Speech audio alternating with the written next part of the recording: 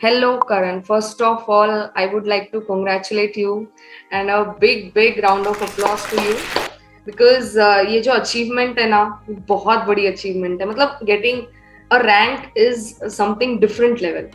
हम लोग तो ऐसे मतलब पास होने के लिए ऐसा होता है कि जब मैं अटेम्प्ट दे रही थी ना तो इंटर में एक बार फेल हो गई, ठीक है, फाइनल में भी एक बार फेल हुई। तो इंटर में जब मैंने फेलियर फेस किया ना तो ऐसा था कि अब क्या मतलब आगे कब कितने लगेंगे, बस यही माइंड में था। तो आप पहले आपके बारे में बताइए करण, कुछ आप कहाँ से है, मतलब आपने कैसे चूज किया ये सीएमए करना है आपको, किसी ने गाइड किया, आपके पेरेंट्स ने गाइड किया या आपके कोई दोस्त ने गाइड किया, आपने खुद ही ऐसे माइंड में समझ लिया कि सब्जेक्ट में इंटरेस्ट था और मैंने ऐसा सीएमए परस्यू करने का सोचा। तो पहले आपके बारे में बताइए Karan. Yes ma'am. Ma'am basically मैं दिल्ली से बिलोंग करता हूँ। मेरा born and bottom both in Delhi and I have completed my graduation from MIT university okay. Noida okay. and when in my third year I get to know about CMA. Before that I never hear about CA, CMA, CSA because I have done my schooling from open mode. Okay, तो वो मेरे होता है ना, को हम बच्चे होते हैं, हमको नहीं पता होता है कि क्या करना है, हम लोग तो yes, बस ऐसे ही रहते हैं yes, कि yes, हाँ मैं डॉक्टर बनूंगा, इंजीनियर, ऐसे सीए yes, बनूंगा। yes. तो मैम जैसे मेरी स्कूलिंग ओपन से हो गई थी तो मुझे इस सब चीज़ का मतलब CA, CMA प्रोफेशनल कोर्सेज के बारे में पता नहीं था। कुछ पता नहीं तो था। थर्ड ईयर, यस यस, जब मैं थर्ड ईयर अपने ग्रेजुएशन में था तो मैं अपने भैया से मिला एक, तो वो सीएमए है एंड उन्होंने मुझे सीएमए के लिए गाइड करा। ओके। देन फिर मैंने सीएमए ज्वाइन करा। उसके बाद मैंने इसका फाउंडेशन एग्जाम दिया, देन फिर मैंने इंटर दिया। उस समय मैंने इसको बहुत लाइटली लिया था। देन जब जब मैंने फिर इंटर में आया, फिर मैंने ये सब चीज़ें मतलब इसमें इसकी वैल्यू देखी और इसमें स्टडी का एरिया देखे, मल्टीपल एरियाज कवर हैं, तो इसमें मेरा इंटरेस्ट बढ़ा। Then I got rank in intermediate. Then फिर जब मैंने ट्रेनिंग करी फिर इसमें मेरा और इंटरेस्ट डेवलप हुआ जब रैंक आई मेरी कि स्कोप बहुत अच्छा है, ग्रोथ बहुत अच्छी है। जैसा वो होता है ना कि फर्स्ट टाइम अपने को ऐसा कुछ बहुत अच्छा मिलता है, अपने को अप्रिसिएशन मिल रहा है, अपने को एक बार यस अगर कुछ यस बड़ा मिल जाता है तो उससे छोटे लेवल का हम सोचते नहीं है। और बाय द वे, आपका जो इंटर का रैंक था वो 35 था और फाइनल का यस जो रैंक है वो आपका 24 है।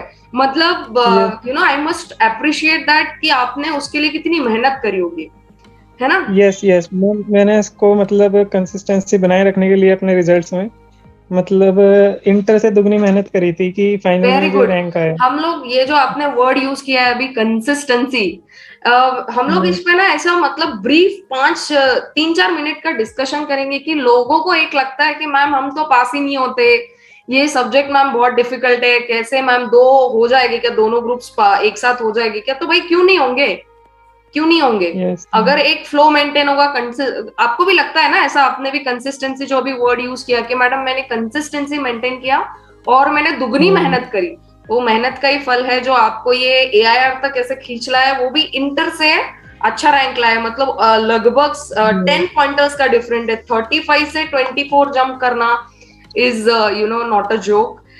जबकि लोग ऐसे पास होने को तरसते हैं यार प्रोफेशनल कोर्सेज में, मुझसे पूछिए, मतलब बहुत बड़ी चीज होती है ये। मुझे बताइए करण कि आपको जब द मोमेंट आपने ऐसा सोच के रखा था पहले कि आपको रैंक आने वाला है, ऐसा मतलब एग्जाम के बाद में या जैसे ही आपने एग्जाम लिख दिया तो क्या आपने ऐसा एक्सपेक्ट किया था कि रैंक आएगी ऐसा। मैम जो मेरी प्रिपरेशंस थी वो अकॉर्डिंग टू रैंक थी, बट इस ओके। बार जैसे पेपर हुए, जैसे पेपर आए थे, जैसे कि सीएफआर का सेकंड एग्जाम था, ओके। तो उस दिन मैं पूरा होपलेस हो गया था एग्जाम देने के बाद। नेक्स्ट डे एसएफएम का एग्जाम था। मेरे एग्जाम देने के बाद 3 घंटे बिल्कुल वेस्ट हो गए थे सीएफआर के एग्जाम की वजह से। ओके। ओके। बट देन फिर मैंने खुद को मतलब संभाला और ये सब चीजें देखी कि आगे के एग्जाम ना वेस्ट करके एग्जैक्टली जितना एग्जैक्टली। फोकस। हम जितना फोकस तो कर पाएंगे अपने अगले एग्जाम के लिए उतना ज्यादा अच्छा रहेगा। अब जो गया वो गया, अभी आगे क्या करना है आपने उसका स्ट्रेटेजी बनाया है ना। Yes yes. देन तो ऑन मतलब लास्ट आपको डे, एक्सपेक्टेड था कि ऐसा रैंक आएगा आपका। मैम लास्ट डे मुझे जब मैंने सारे एग्जाम अपने दे दिए थे तो मुझे बस एक डाउट सीएफआर के एग्जाम पे था, अदरवाइज मेरे को एक्सपेक्ट था रैंक तो आएगा। बट एक सीएफआर के एग्जाम की वजह से मुझे डाउट था कि मेरा रिजल्ट रुक भी सकता है। ओके। बट सीएफआर के एग्जाम में भी मैंने अच्छा स्कोर कर लिया। मतलब रुक सकता है, मतलब ज- आप फेल हो सकते हो, आपको ऐसा लगा। Yes, yes, yes, okay ma'am. Okay okay. See guys, I want to tell you that कि अगर आपको कभी भी ऐसा फील हो कि अब एग्जाम बहुत खराब गया है, हम फेल हो जाएंगे, तो ऐसा बिल्कुल भी मत सोचिए। सी, हमारे साथ में करण है, उनका एग्जाम थोड़ा बिगड़ गया था, still he did not lose the hope and he was there till the last moment of writing that particular paper, and finally ended up getting a rank. तो ऐसा डरना नहीं है, बच्चों का होता है ये कि अगर एक एग्जाम Yes, बिगड़ yes. गया, थोड़ा सा ऊपर नीचे हो गया, तो अगले एग्जाम के लिए डिस्टर्ब हो जाते हैं, राइट? तो मैम करण, इनफैक्ट आपके मॉम डैड का इसमें कितना योगदान रहा है? मतलब आपके मॉम डैड में से कितना सपोर्ट किया है, या उनका ऐसा कुछ रहता है ना अपने बच्चों का कि भाई पढ़ ले, खा ले, जो एक होता है मतलब पैम्परिंग होता है, तो ऐसा कुछ था, या आपके मॉम डैड आपको ऐसा बोलते थे पढ़ ले, अरे पढ़ ले, ऐसा, या नहीं आप खुद ही मैम, वो कर तो लेते मैम थे? बहुत, नहीं मैम, नो डाउट वो बहुत सपोर्टिव थे। बट एक एक्सपेक्टेशन होती है जब आप एक बार इंटर में रैंक ले आते हो, सोसाइटी की, फ्रेंड्स यस की, यस यस पेरेंट्स की, कि आप फाइनल में भी कुछ अच्छा करोगे। यस। बट जितना सपोर्ट मुझे अपने पेरेंट्स और फैमिली से मिला, मतलब लास्ट डे एट, मतलब बिफोर एग्जाम मेरा बहुत ज्यादा, मतलब मैं पैनिक हो गया था। तो ओके। मतलब मेरे फादर ने ये कहा था कि तू नेक्स्ट अटेम्प्ट दे ले, एग्जाम छोड़ दे, क्योंकि मुझे ये डर था कि जैसे हमारे 3 दिन पहले एडमिट कार्ड आए थे अब की बार, कि मेरी प्रिपरेशन अभी उस हिसाब से हुई नहीं है जिस हिसाब से मैं एक्सपेक्ट कर रहा था, कि रैंक, सिंगल डिजिट रैंक के लिए जो मैं टारगेट कर रहा था, ओके। कुछ पेपर में थोड़ी सी मतलब रह गई थी कमी। तो पापा ने कहा कोई बात नहीं, इस बार नहीं हुआ, अगली बार दे लियो। तो उनकी तरफ से तो मैम नो डाउट बहुत अच्छा सपोर्ट मुझे मिला। और मम्मी का तो बहुत ऐसा, मतलब जब जब ऐसा रैंक आया होगा, आपने ऐसा देखा होगा कि I am getting a rank here, एकदम से, तो ऐसा यस क्या रिएक्ट, मतलब ऐसा क्या था कि आप मुस्कुराए, आप रोए, आपके पेरेंट्स का क्या रिएक्शन था? मैम, वो मतलब बहुत ही, मतलब अनडिस्क्रिप्टिव एक्सपीरियंस है। डिस्क्राइब नहीं मैं कर सकते उसको। वो वो एक फीलिंग है जो, मतलब उस टाइम पेरेंट्स को, मतलब फ्रेंड्स को, सबको होती है। वो वर्ड्स में डिस्क्राइब ही नहीं की जाती। नहीं मेरे कर सकते फादर, मैम, आप वो इतना पूरा इंटरव्यू भी ले लो, तो मैं उसको बयान नहीं कर पाऊंगा कि मतलब मेरे मॉम डैड को या मुझे कैसा फील हुआ। बट नंदलेस वो मोमेंट ही बहुत अलग होता है, मतलब द मोमेंट आई पास, और जो एग्जैक्टली आपने अभी वर्ड्स यूज किए ना कि मैम मैं थोड़ा डर गया था, पैनिक हो गया था, and then my dad told कि भाई अगर अभी नहीं देना है तो बाद में दे दियो, टेंशन मत लो, है ना? तो exact yes, words were used by my dad, क्योंकि एक दिन मैं ऐसे ही गई और मैंने बोला अभी बहुत टेंशन आ रहा है, मैं अगर एक सब्जेक्ट पढ़ रही हूँ तो मैं दूसरे सब्जेक्ट का टेंशन लेना मेरे दिमाग में चालू हो गया है। ऐसा होता है कई बार कि हम एक सब्जेक्ट पढ़ रहे हैं तो टेंशन आना चालू हो जाता है माइंड में कि उस सब्जेक्ट का क्या होगा, कैसे होगा। अच्छा करण, एक मैम बात वो वर्ड बताइए। हाँ हाँ, बोलिए बोलिए।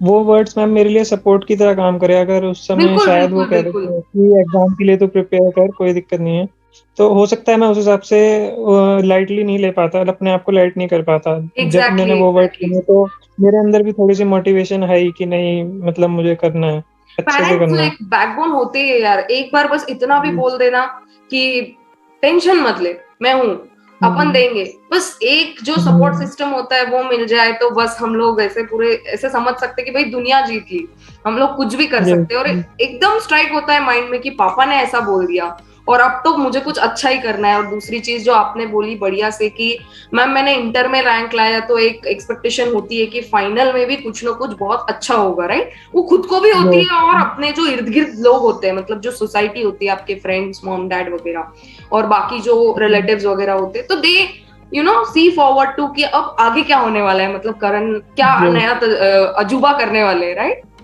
तो करण मैम आपकी जर्नी में, हाँ हाँ बोलिए। एक प्रोफेशन को लेके भी हमारी रिस्पॉन्सिबिलिटी बन जाती है कि करेक्ट मतलब करेक्ट हमें करेक्ट। इसको अच्छे से। सही बात है।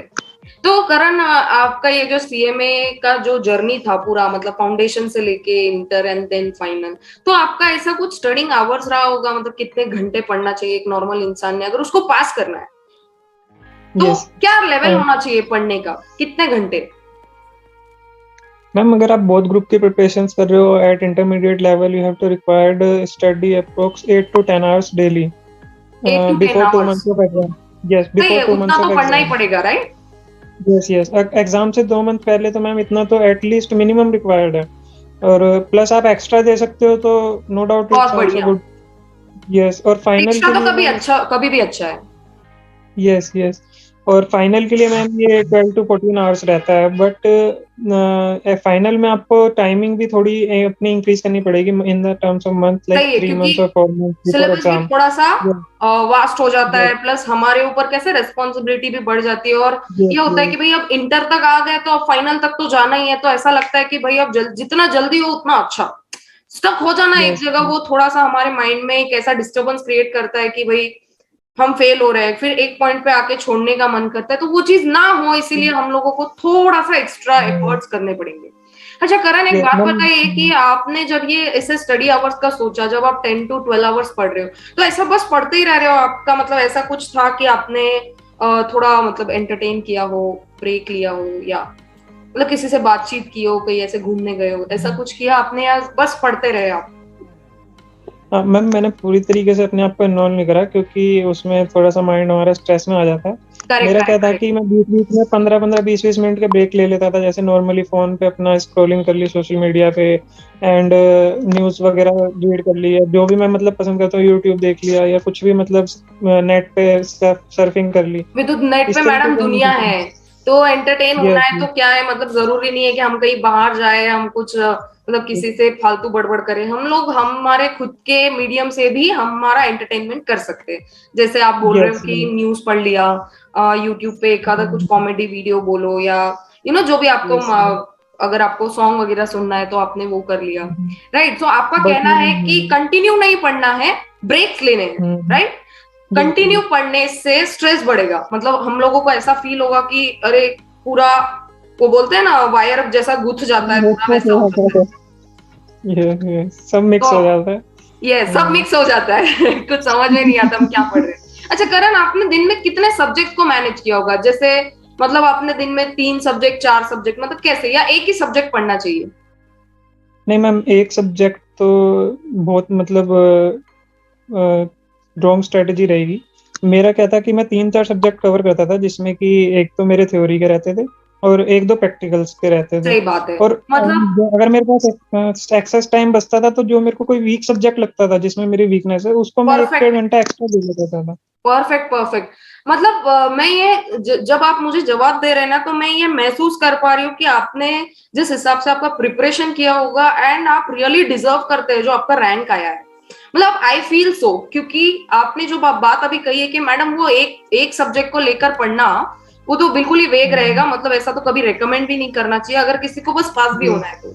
अगर नॉर्मल पढ़ाई करनी है हमको बिना स्ट्रेस लिए, तो एटलीस्ट 2-3 सब्जेक्ट पढ़ने चाहिए with combination of theory and practical. Right, तो थ्योरी को कैसे मैनेज करना चाहिए करण? थ्योरी को मतलब आपने ऐसा किसी के लेक्चर सुन के पढ़ा, लिख के पढ़ा, चार्ट्स पढ़े, मतलब मेमोराइज किया, कैसे किया? मतलब directly black and white note से आप पढ़ते गए पूरा पूरा कंटेंट, तो कैसे? मतलब थियोरी का लोगों का बहुत मैनेजमेंट का दिक्कत हो जाता है। और मॉर्निंग आवर्स में पढ़ना चाहिए या इस शाम में? मतलब थियोरी का ना बहुत ही रोना है। ऐसा है कि यस मैडम हम यस प्रैक्टिकल कितना भी कर लेंगे, बट थियोरी हमको नहीं पता मैडम, हमसे मैनेज नहीं होता। तो आपने कैसे मैनेज किया? मतलब आपका पूरा पूरा स्ट्रेटेजी कैसा रहा आपका? Hours of studying theory, plus आप मॉर्निंग या नाइट में करते थे जैसा भी, या उसको जो पढ़ने का तरीका है, आप ब्लैक एंड व्हाइट से पढ़ते थे क्या, जो नोट्स आपको दी जाती थी उससे, या इंस्टीट्यूट के मैथ से, या आपने कुछ अपना खुद का बनाया? तो आपने क्या किया ऐसा? मैम, थ्योरी के लिए मेरी 2-3 स्ट्रेटेजी रही थी। जैसे मैंने क्या करा था, पहले तो जो टीचर्स से मैंने जिनसे क्लासेस ली, उनके मेरे को नोट्स मिले थे कलरफुल, करेक्ट, जो मेरे लिए बहुत हेल्पफुल रहे। कलरफुल नोट से नो डाउट हमारा इंटरेस्ट बढ़ता है, वेरी गुड। बट हमारा प्रायोरिटी क्या रहता है, इंस्टीट्यूट मैट को भी कवर करना। तो वो क्लासेस मैंने अपनी खत्म करने के बाद सेल्फ स्टडी इंस्टीट्यूट मैट के थ्रू करी, और उसमें मैंने हाईलाइटर से इम्पोर्टेंट इम्पोर्टेंट पॉइंट हाईलाइट कर लिए। देन जब मैं अपनी सेकंड रिवीजन कर रहा था, तो मैंने एक सिंगल सिंगल पेज के शॉर्ट समरी नोट्स बना लिए, जिसकी मैंने फोन पे क्लिक्स ले ली वेरी थ्योरी गुड, के वेरी लिए। गुड। जिसमें मैंने क्या करा कि जैसे कभी रात को सोती दफा एक एक चैप्टर उठा लिया, 15 मिनट में वो क्लिक देख लिया और वो रिवाइज हो गया, या करना सुबह उठने जरूरी के है, बाद मैं। मतलब एक बार तो भी यस रिवीजन करना जरूरी है। जो नोट्स अपन बनाते हैं मैडम, उसको हमारा मेमोरी इतना स्ट्रांग नहीं है कि उसको हम हजम कर पाए, उसको बार बार पढ़ते रहना पड़ेगा। राइट, यस यस, मैंने मैम एक एक चैप्टर को थ्योरी के मतलब एक एक वीक में 2-2 3-3 बार पढ़ा है, जिससे कि वो चीज बार बार रिकॉल हो, मेरे को रिकॉल होते हाइलाइट्स रहे। पॉइंट जो मेन इंपॉर्टेंट पॉइंट है वो याद रहे जो लिखने के लिए। करेक्ट। तो जैसे मॉर्निंग रात को जो चैप्टर पढ़ के देख के सोए उसको एक बार सुबह बिना फोटो खोले पूरा रिकॉल कर लिया, फिर उसको दोबारा फोटो ओपन करी, 2-3 पॉइंट्स जो रह गए वो दोबारा माइंड में रिकॉल हो गए। तो इस तरीके से मैम अपनी थ्योरी को मैंने पॉइंट्स को मतलब लर्न करा। ग्रेट।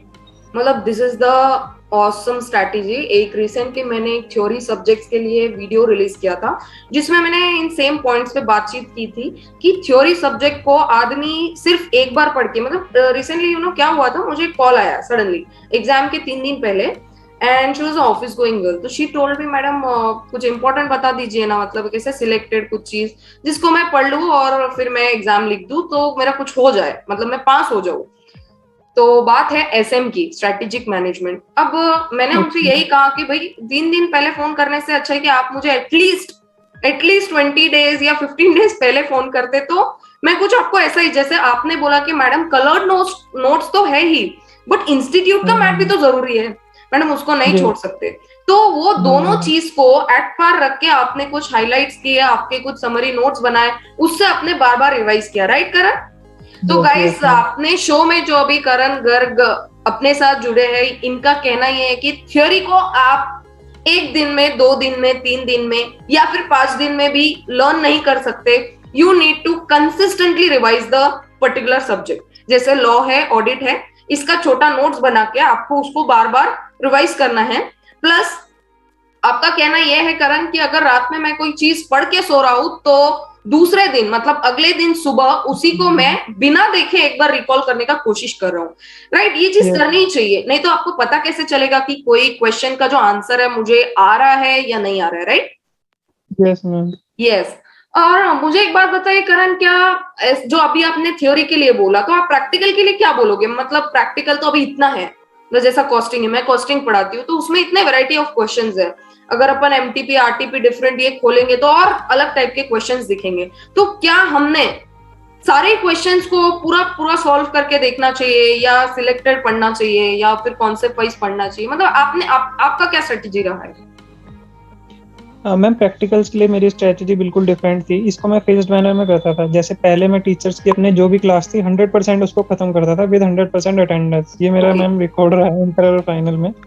Very and good. जब मैंने क्लासेस अपनी सारी खत्म कर ली उसके बाद मैं टीचर्स के क्वेश्चन सेकंड बार उठाता था। पहले मैं स्टडी मैट अपनी 100% कंप्लीट करता था।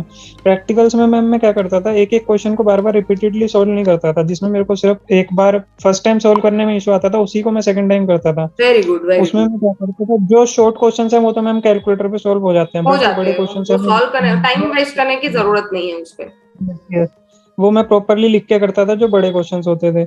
And correct. मैम जब स्टडी मैट अपना पूरा कवर करने के बाद जब मेरे से सारे क्वेश्चन उसके हो जाते थे, देन मैं इस टीचर्स के जो स्पेशल क्वेश्चन होते थे, जैसे टीचर्स मार्क कराते हैं इंपॉर्टेंट क्वेश्चन, करेक्ट, उन करेक्ट, क्वेश्चंस की प्रैक्टिस करता था।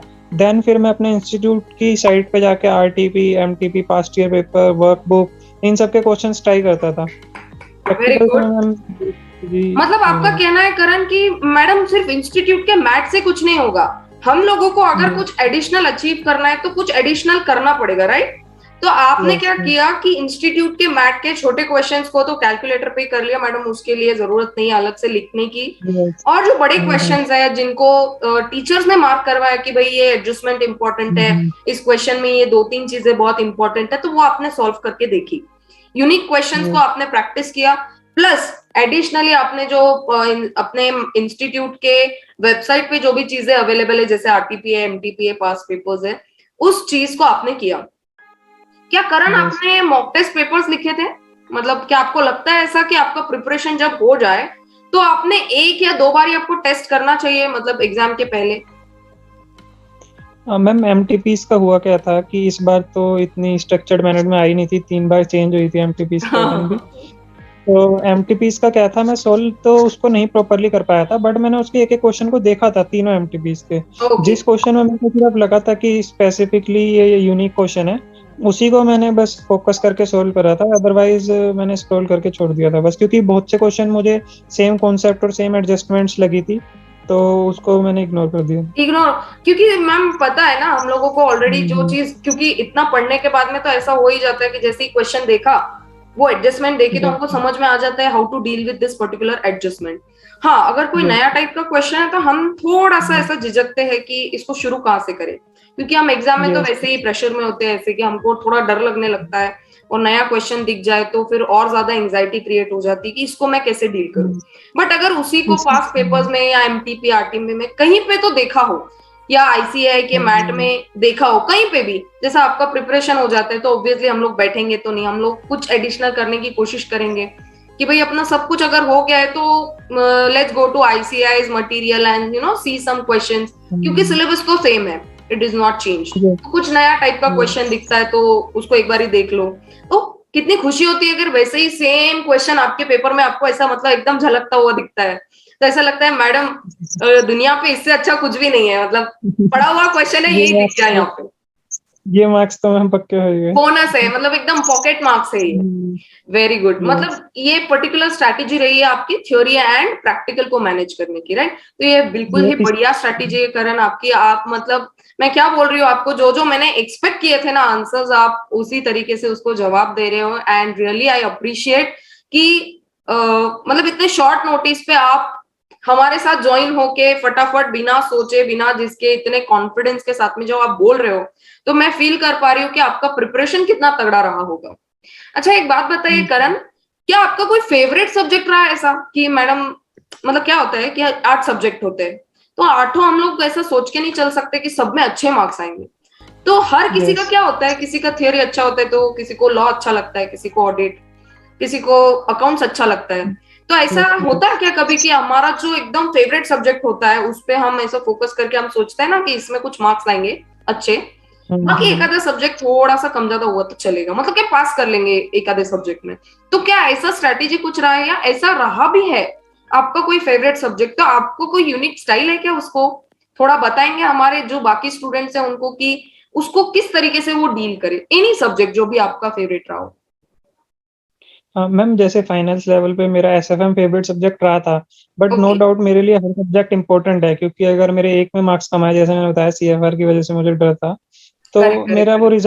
रिजल्ट, तो मैं किसी भी सब्जेक्ट के साथ में मैं ऐसे पार्शियलिटी खुद से नहीं करता कि एक सब्जेक्ट को मैं ज्यादा टाइम दूं और दूसरे में, अगर मुझे लगता है कि मेरे, अगर मैं उस सब्जेक्ट को जो मेरे को पसंद नहीं है उसको नहीं पढ़ूंगा तो उसमें मेरा ही लॉस है। जैसे लॉस है, मुझे, करेक्ट है। मतलब फेवरेट जैसे जैसा लॉ, कुछ नहीं है मैडम, सारे ही सब्जेक्ट को आप इक्वली पढ़ो, क्योंकि अभी ये मतलब ऐसा तो कुछ है नहीं कि it is a food item and खा लो कुछ फेवरेट है, it's not like that madam, सारे ही सब्जेक्ट्स एकदम इक्वल है, क्योंकि हमको, और ऐसा कुछ है क्या करण की मतलब जैसे से अभी ओएम एसएम है तो ओएम कर लेंगे एसएम छोड़ देंगे तो चलेगा क्या ऐसा, मतलब कुछ नो हद तक मैम ये एसएम को छोड़ स्ट्रेटेजी देंगे? मेरी, नो मैम ये स्ट्रेटेजी मेरी ना तो इंटर में थी ना फाइनल में, जो नहीं इंस्टीट्यूट होनी के चाहिए मैट में ऐसा, दिया हुआ है। यस, कोई भी मैंने अब मेरा सब्जेक्ट में, जैसे 100%। ऑडिट है तो वही ये पोर्शन छोड़ देंगे इतना कर लेंगे, या अकाउंट्स में ये टॉपिक छोड़ देंगे बहुत हार्ड है बाकी कर लेंगे उसमें से स्कोर करेंगे, ऐसा नहीं होना चाहिए, कि होना चाहिए, नो कर मैम सकते हैं कभी ऐसा। मैम ये चीज आप कर सकते हो सिर्फ 5 फॉर ओनली 5 to 10 मार्क्स, वो भी जब जब आप अपना 100%, आपको पहले तो 100% ही कवर करना है मैम, जब रिवीजन करेक्ट आप कर करेक्ट रहे हो, करेक्ट। जब आपको दिख रहा है कि बहुत हेक्टिक हो रहा है चीजें, या कुछ चीज आप लगता है कि आपको छोड़ने से बेनिफिशियल है, तो उस टाइम पे आप छोड़ सकते हो, बट एट फर्स्ट टाइम आपको 100% तो फर्स्ट कवर टाइम करना ही पूरा ही चाहिए। पढ़ना है, ऐसा पहले से मत छोड़ दो, ऐसा पहले से माइंड में मत बना लो कि ये चीज मुझे छोड़नी ही है, पहले से तो पूरा ही यस प्रिपेयर करो।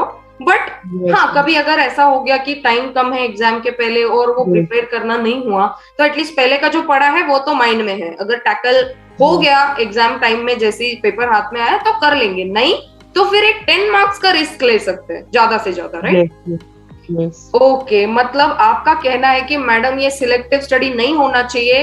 दर्शकों, आप सुन सकते हैं, मैंने तो कई बार बोला है क्लास में, बट यहाँ पे हमारे साथ में लाइव करण गर्ग जुड़े हैं जो जिनका यही कहना है कि मैडम ऐसा सिलेक्टिव स्टडी नहीं होना चाहिए, चाहे फिर वो ओएम हो, एसएम हो, या ऑडिट, अकाउंट, जो भी हो, any subject, you need to prepare all in all, मतलब 100% प्रिपेयर करो स्टार्टिंग से, जैसे शुरू। अच्छा, रिवीजन का क्या पैटर्न होना चाहिए करण, मतलब एक बार दो, आपने कितने बार पढ़ा होगा? जैसे बच्चों को होता है ना कि मैडम इतना सिलेबस है, हम एक या दो बार पढ़ ले तो बहुत बड़ी बात है, तो एक बार तो पढ़ना ही है ना भाई, मतलब क्लास हो रही है तो आप पढ़ ही रहे हो उसको, लेक्चर्स देख ले, दैट जस्ट एन अंडरस्टैंडिंग कि सब्जेक्ट को हम इधर फिट कर रहे हैं, उसके बाद क्या होना चाहिए, मतलब कितने बार रिवाइज, कितने बार सॉल्व, क्या होना चाहिए pattern?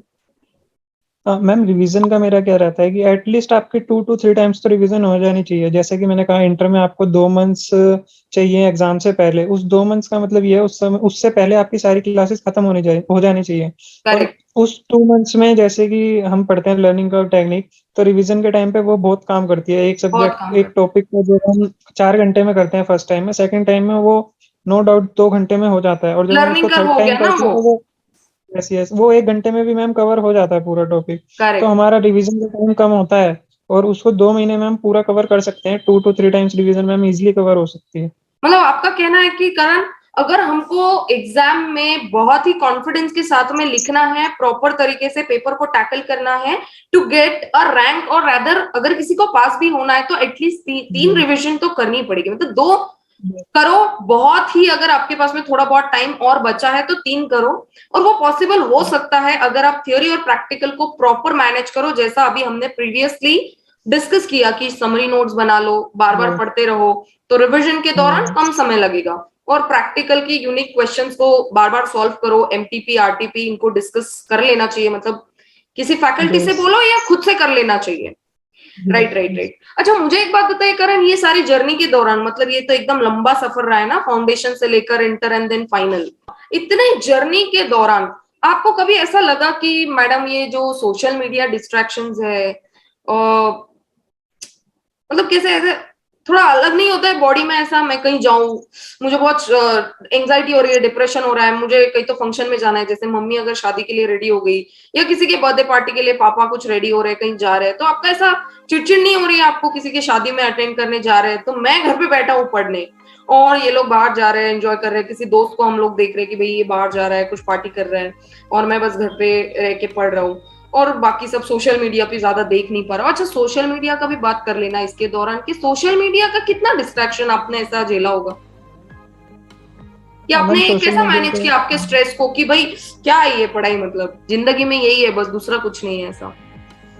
Yes ma'am social media के डिस्ट्रैक्शन को ही अवॉइड करने के लिए मैंने क्या करा, अपने फेसबुक इंस्टाग्राम पे पेजेस एंड फ्रेंड मतलब वही लाइक करे जो मेरे लिए स्टडी में भी काम आए। ओके जैसे ओके। बहुत से पेजेस हैं सोशल मीडिया पे भी जो हमें अपडेट्स देते हैं, रेगुलर अपडेट्स जो भी सर्कुलर है, नोटिफिकेशन आ रही हैं, जो भी अमेंडमेंट्स आ मतलब रही हैं हमको उनसे पता होना रिलेटेड। चाहिए कि हमारा इंस्टीट्यूट हमारे लिए क्या भेज रहा है, मतलब एटलीस्ट उससे अपडेटेड ये हमको रहना है, हमको बाहर से कुछ बातचीत नहीं सुननी, क्योंकि बाहर से सुन लेंगे तो फिर एक्स्ट्रा भी सुन रहे कोविड है कैसा प्रिपेयर यस करेंगे, ये भी सोशल मीडिया में ही कवर हो गया, राइट। तो यस एटलीस्ट आपको उतनी तो खबर मिल जाती थी कि इंस्टीट्यूट ने कुछ लाया है, वो जो भी आपका फॉर्म भरना है वो सब, तो आपने वो सारे यस। पेजेस को ही मतलब सब्सक्राइब कर रखा था, बाकी सोशल मीडिया बाकी कोई डिस्ट्रैक्शन था नहीं, क्यों नहीं था इससे करण, मैम मेरे ऐसा क्यों? को इससे मैम मेरे को ये भी नहीं लगता था जब मैं सोशल मीडिया की नहीं चला रहा हूँ और मैं उसको चला के बेनिफिशियली यूज भी कर पाता था, कि मैं सोशल मीडिया यूज भी कर रहा हूँ और वो साथ में मेरे बेनिफिट भी दे रहा है मुझे। Correct correct correct. तो ये इसका ये कोविड का कितना इम्पैक्ट रहा है आपके स्टडीज के ऊपर, मतलब जैसे बीच में बोल रहे कि एमटीपी ऐसा आएगा, ये ऑनलाइन मोड होगा, ये ऑफलाइन मोड होगा, फिर इसको सॉल्व कैसे करेंगे, फिर इसका मतलब हम लोग पेपर में लिखेंगे ऐसे टाइप कैसे करेंगे, इतने क्वेश्चन को सॉल्व कैसे करेंगे, कोविड है सेंटर तक जाएंगे कैसे, सेंटर बहुत दूर है, ये इतने सारे जो ऐसे डिस्टर्बिंग थॉट्स जो आ रहे थे, इसको मतलब आपने ऐसा दिमाग पे आपको भी आए होंगे ऐसे मतलब कुछ बातें आपके कानों तक पहुंची होगी ना ऐसी कि ये ऐसा पैटर्न है, ऐसे दूर सेंटर्स है, कोविड है, ये तो पहुंचा होगा ना आपके कानों तक, मतलब कभी कभी आपके पेरेंट्स भी वरीड रहे होंगे, तो आपने इसका कितना मतलब प्रभाव आपके ऊपर पड़ा होगा? मैम मैंने इन सब बातों को अपने माइंड पे मतलब फोकस ही नहीं करने दिया, क्योंकि मेरा क्या था कि मैं अपनी स्टडी पे फोकस करता था, चाहे हमारा मोड ऑनलाइन हो चाहे ऑफलाइन हो, चाहे वो सेंटर बेस्ड हो चाहे होम बेस्ड हो। करेक्ट। मेरा मैम यही रहता था कि उसको मैं अपना मतलब सिर्फ स्टडी पे फोकस करके, मेरे को किसी भी तरीके से क्वेश्चन तो मैम किसी भी उसमें आए पैटर्न में हमें उसे सॉल्व कर ही लेना है, चाहे वो ऑनलाइन रहे चाहे वो ऑफलाइन रहे। तो मेरा मैम बस रेगुलर वही पुराने उससे कि जैसे जब हमारे पहले पुराने एग्जाम होते थे मैडम उसी इससे क्या पैटर्न फर्क के। पड़ता है ऑनलाइन होगा या ऑफलाइन होगा, मेरा प्रिपरेशन तो मैं चालू रख रहा था, मतलब आई वॉज यस वेरी, मतलब मैंने ये सारी बातों को ध्यान ही नहीं दिया, मैं बस अपना पढ़ता गया पढ़ता गया पढ़ता गया, और मुझे बस एग्जाम लिखना है, बाकी ये ऑनलाइन होता है ऑफलाइन होता है, सॉल्व कैसे करना है इसके ऊपर कोई ध्यान नहीं था, जैसा पेपर पैटर्न आएगा, ऑनलाइन आया तो ऑनलाइन दे देंगे, ऑफलाइन आया तो जी ऑफलाइन दे देंगे, मतलब ये सारी बातें आपके लिए बेसलेस थी। तो तभी तो यस आपने रैंक लाया ना करण, मतलब लोगों का पहला टेंशन ये है कि कोरोना है, फिर सेंटर दूर है, फिर ऑनलाइन है, फिर अब टाइप करना है, हमको नहीं आता मैडम। तो ये सारे टेंशन के वजह से पढ़ाई हैम्पर हो गई, तो पास भी नहीं हो पाए। ये नहीं होना चाहिए, आपने बिल्कुल ही इसको इग्नोर कर दिया, मतलब आपके लिए ये यूजलेस पॉइंट है ना। और करण क्या जी होता है एग्जाम के पहले, जो अपने पास टाइम होता है, जैसे आप एक पेपर लिख के आ गए, अब आपका अगले दिन दूसरा पेपर है, राइट। तो ऐसे 8 दिन चलते हैं, जैसे अभी तो बैक टू बैक पेपर है। तो जी। कैसा, मतलब इतनी जल्दी हो जाती है पढ़ाई, इतना सिलेबस रहता है जिसको अपन इतना पढ़ते, तो हो जाता मैनेज। हाँ मैम, सबसे मैनेजेबल पॉइंट हमारा वही होता है स्टडी का, कि उस हमें उसमें पूरे 24 आवर्स भी नहीं मिलते, क्योंकि उसमें हमारा ट्रैवलिंग टाइम भी रिड्यूस हो जाता है। करेक्ट करेक्ट तो करेक्ट। उसमें मेरा क्या रहता है, मैंने पहले से अपने नोट्स प्रिपेयर करके रखे थे कुछ, जो मेरे को एग्जाम टाइम पे रीड करने थे। जैसे मैंने बताया, नोट्स मैंने बनाए शॉर्ट थे नोट्स आपने, प्रिपेयर एग्जाम किए। यस नोट्स यस बनाए थे। Yes, okay. जैसे मैंने बताया, थ्योरी के लिए मैंने शॉर्ट नोट्स प्रिपेयर करे थे, उन सबको मैंने जितना मैक्सिमम अपना कवर हो सकता था उस शॉर्ट पेजेस में उनको कवर करा। देन कि मैं एग्जाम वाले टाइम पे, जब एग्जाम देने के बाद में आऊंगा, मेरे को उस 24 आवर्स में पूरा सब्जेक्ट रिवाइज करना है, जिसमें अपनी मेरे को स्लीप भी लेनी है प्रॉपर, एंड मैनेज भी करना है सारा 100% सिलेबस। नो डाउट कुछ कुछ सब्जेक्ट में मैं 100% कवर नहीं भी कर पाता था रिवीजन के एग्जैक्टली टाइम पे। एग्जैक्टली, उसका टेंशन नहीं लिया आपने ऐसा। अरे यस 100% ही करना जरूरी है, जितना किया उतना बहुत अच्छे से किया। मतलब से यस आपने अगर यस 80% प्रिपेयर किया पहले से, तो पूरा यस 100% ही किया। बट एग्जाम के यस पहले यस। थोड़ा टाइम का मैनेजमेंट कम होता है, मतलब टाइम कम होता है, मैनेजमेंट तो हम प्रॉपर करना चाहिए हमने। बट किसी कारणवश अगर हमारा पूरा नहीं हो पाता है, ऑलरेडी 20% तो यहाँ होता ही है ना, कुछ तो होता ही है ना धुंधला सा, इतने बार रिवाइज यस जो किया है। तो एग्जाम के पहले तो भाई कितना भी धुरंधर आदमी हो, पढ़ेगा तो सही ना, ऐसा तो बैठेगा तो नहीं, नहीं तो पागल हो जाएगा, है ना। तो अगर 80% भी अगर पूरा पूरा पढ़ लिया एग्जाम के वो 20 आवर्स पहले, तो भी मैडम डरना नहीं चाहिए, 20% तो पहले से है हमारे माइंड में, उसको हम मैनेज कर पाएंगे। सो आइडियली वो 100% ही हुआ। बट ट्राई पूरा करना चाहिए भी 100% कवर करें। वो आप बोल रहे हो कि समरी नोट्स वगैरह जो हमने ऑलरेडी बनाए, जिसको हमने बार बार रिवाइज किया है, दर्शकों ये बार बार एक ही चीज बोल रहे हैं करण, कि मैडम हमारा दिमाग एक कंप्यूटर नहीं है, एक रैम मेमोरी नहीं है जिसको हम सिर्फ स्टोर करें, एक क्लिक ओपन करें और ऐसा फोल्डर ओपन हो जाएगा। We need to update the folder again and again, revise the stuff again and again, highlight portion, colour notes, summary notes, और जो प्रैक्टिकल सब्जेक्ट्स है उसका पूरा जो भी क्या होता है कि डिफरेंट डिफरेंट जो भी एडजस्टमेंट्स होते हैं उसको हमें कवर करना है। हमें सेम पैटर्न के क्वेश्चंस को बार बार मतलब पढ़ के सॉल्व करके टाइम वेस्ट नहीं करना चाहिए, राइट करण। क्योंकि यस क्वेश्चंस मैम। बड़े, एक क्वेश्चन को करीब आधा घंटा तो लग ही जाएगा, 15 मिनट लग जाएंगे, तो यस उतना मैम। टाइम यस हमारा बच जाएगा, हमने कुछ अलग करना चाहिए उससे। तो आपका ये ऐसा स्ट्रैटेजी रहा है एग्जाम के पहले पढ़ने का। वेरी गुड यस करण, आपका जो मतलब जिस तरीके से आपने इस इंटरव्यू को पूरा पूरा दर्शाया है, मैं इसको बयान नहीं कर सकती। I wanted your mom and dad to be present here, and I just wanted to thank them that you know they have given this, क्या बोलते हैं, डायमंड दिया है ऐसा, जिसने माइंड को एकदम पहले से क्लियर रख के यहाँ पर जिससे मैं बात कर पा रही हूँ। I just wanted to congratulate them कि हीरा दिया है। और करण आपके आपको उसके लिए भी कॉन्ग्रेचुलेशन कि आपका प्लेसमेंट हुआ है। कहाँ पे प्लेसमेंट हुआ है करण, बताएंगे जरा। Thank you ma'am, firstly thank you. मेरा ma'am Indian railway finance corporation में प्लेसमेंट हुआ है। Big round of applause to you.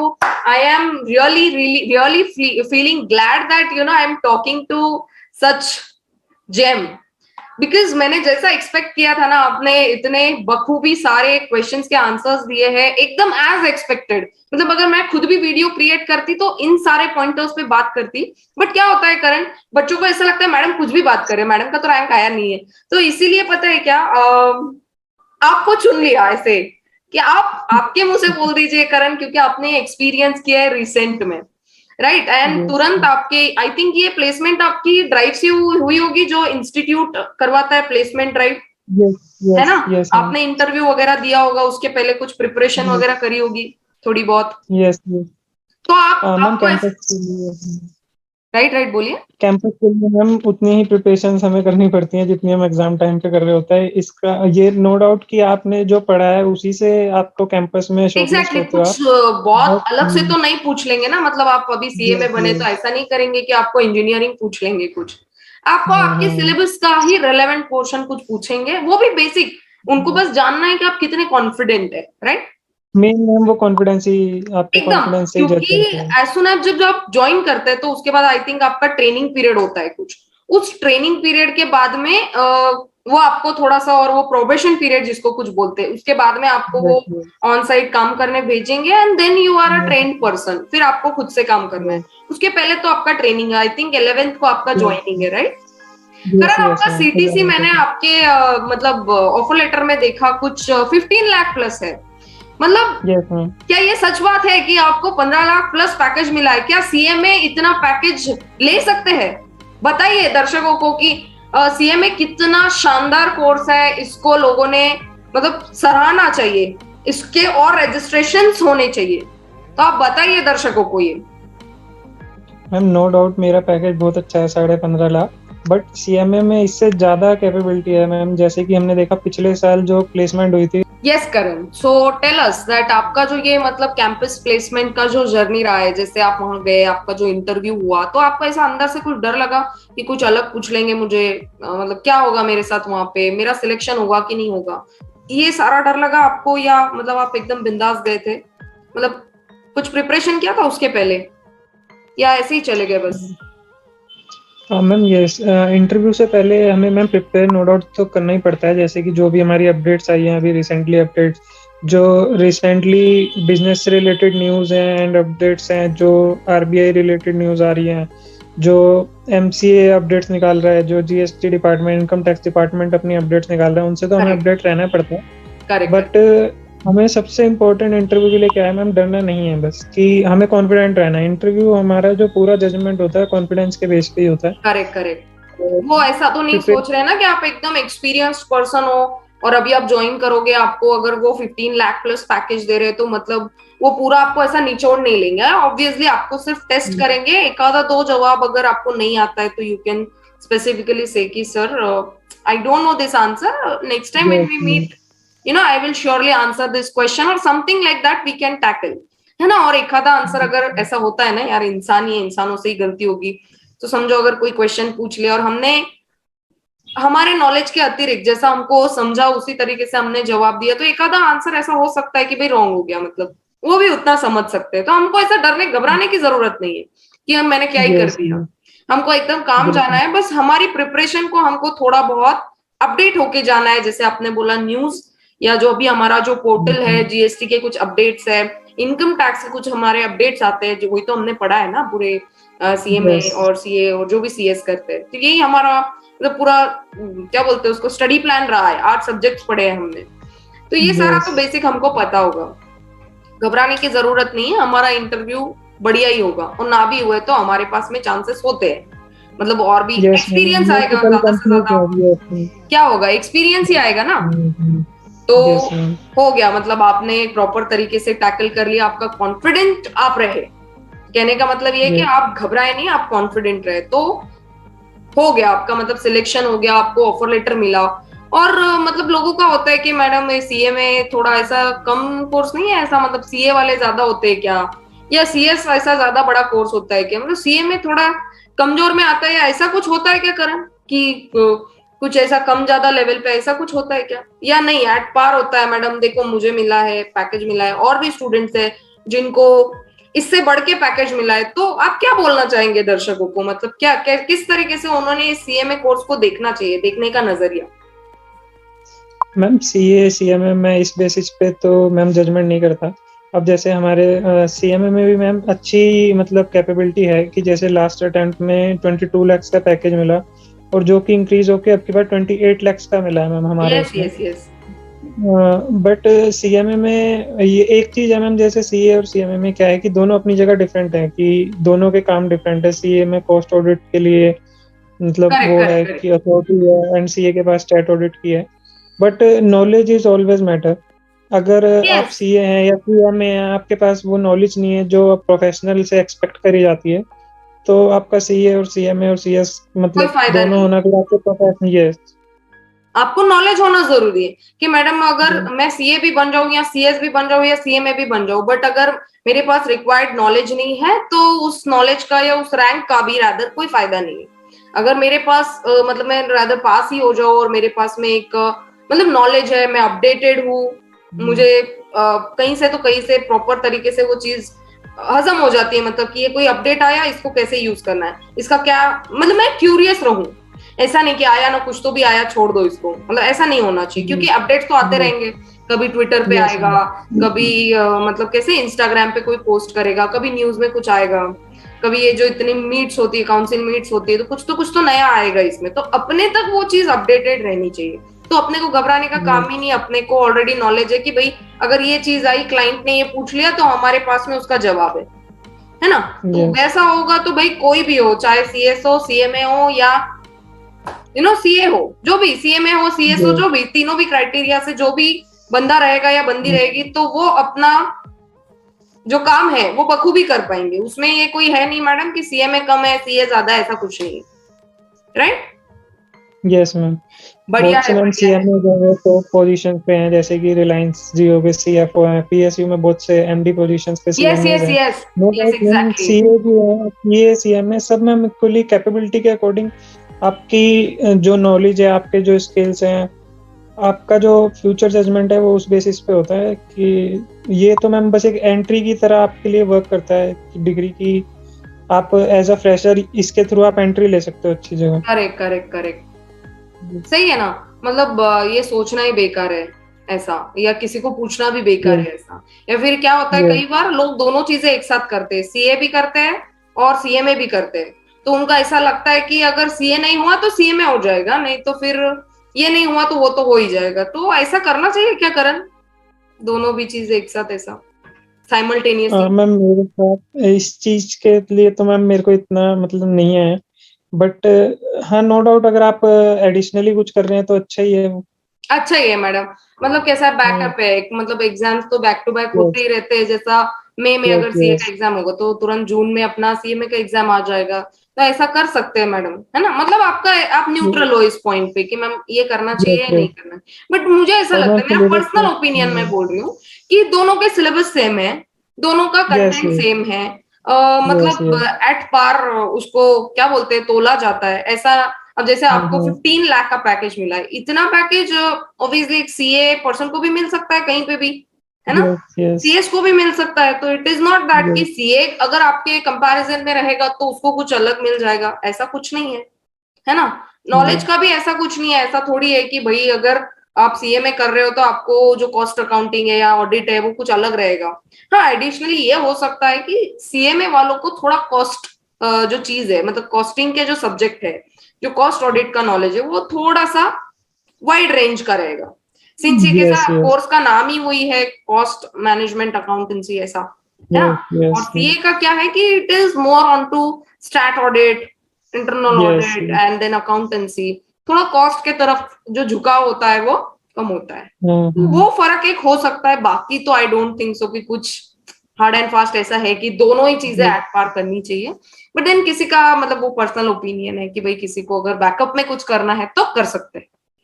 All yes, right करण, बहुत मजा आया आपके साथ में बात करने में। जो भी आपने डिस्कस किया, स्ट्रेटेजीज से लेकर आपके रिएक्शन, आपके पेरेंट्स का योगदान, आपके टाइमिंग्स वगैरह, जो सभी आपने एकदम बखूबी दर्शाया है। आई am very much sure that ये पूरे जर्नी के दौरान आपने बहुत सारे सैक्रिफाइसेस किए होंगे। एम आई राइट। यस, यस, यस, मतलब नो डाउट। एक आधा आप कुछ बोल सकते हो ऐसा आपके जीवन का जो सीए में अपने किया होगा, और उसमें आपने कोई चीज ऐसे मतलब आपकी इच्छा हो करने की और आपने उसको आपके एग्जाम बोलो या आपके पढ़ाई की वजह से ऐसा थोड़ा सा साइड कर दिया कि ठीक है ये बाद में करेंगे, पहले ये इंपॉर्टेंट है। तो ऐसा कोई मोमेंट आया क्या लाइफ में, ऐसा कोई सैक्रिफाइस बताइए जो आपने किया था। यस मैम, पहले तो मतलब जब मैं इंटर कर रहा था उस टाइम पे कजन की मैरिज थी, तो मैंने वो छोड़ दी थी अपनी स्टडीज की वजह से, क्योंकि वो एग्जाम टाइम के बीच में ही हुई थी। ओके। तो मैं उसको ज्वाइन नहीं करा था। देन फिर फाइनल में एक फ्रेंड्स का ट्रिप बना था, तो ओके ओके वो ओके। फर्स्ट बहुत दुख था, होता है ना। But as a friend yes जा यस रहे हैं यार, अभी मत जाओ प्लीज, मैं मेरा एग्जाम है, अभी बाद में चलेंगे। बट क्या कर सकते हैं यार, अब 10 लोग एक तरफ और मेरा कुछ अलग है, तो मतलब थोड़ा बुरा तो लगता है ना यार, जाऊं कि नहीं जाऊं, जाऊं कि नहीं जाऊं। बट आपने पढ़ाई को तो चूज किया। यस मैम, वो ट्रिप भी मैंने उस समय छोड़ दिया था, बट अब रिजल्ट आ गया है तो मैम अब तो नो डाउट जाएंगे। जाएंगे, अब तो जिसके लिए खींच खींच के जिसके लेके लिए जाएंगे फ्रेंड्स को। जिसके लिए मैम हमने उस टाइम थोड़ा सेक्रीफाइस करा था, वो चीजें मिल गई। मतलब आपका कहना है करण कि सैक्रिफाइस करना जरूरी है, मोमेंट कहीं ना कहीं आता ही है किसी के भी जीवन में कि, यस और वो एग्जैक्टली कब आता है पता है क्या, अगर मैं कुछ इंपॉर्टेंट कर रही हूँ, मतलब ऐसा है कि अब जीवन में मैं इस इंपॉर्टेंट काम को छोड़ नहीं सकती ना, एंटरटेनमेंट का दौर भी तभी आता है।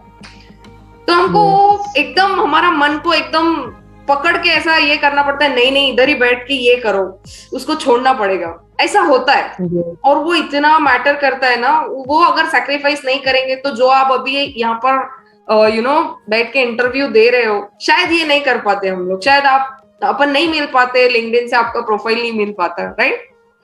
तो मैंने आपका इंटरव्यू भी देखा था, आई थिंक आपने आदित्य सर के साथ में किया था, और एक इंटरव्यू और आई विजय थिंक शारदा। विजय साड़ा सर के साथ में किया। तो आई वॉच द इंटरव्यू।